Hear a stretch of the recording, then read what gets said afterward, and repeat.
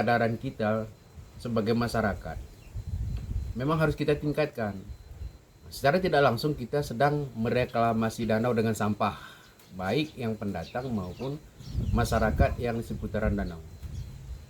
Setiap hari sampah itu kita buang ke aliran-aliran sungai dan kita timbun danau itu dengan sampah. Saya tidak tahu bagaimana pemerintah apakah bisa mengatasi hal tersebut atau mungkin suatu saat danau ini akan menjadi danau sampah, bukan lagi danau laut tawar.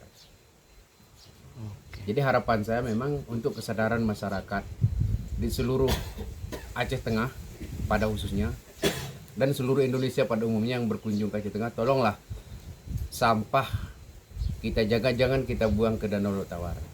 Karena danau ini bukan warisan nenek moyang kita, tapi titipan anak cucu kita yang harus kita lestarikan dan harus kita jaga agar mereka kelak bisa menikmati lagi seperti yang dinikmati oleh pendahulu kita. Bagaimana nikmatnya danau laut tersebut.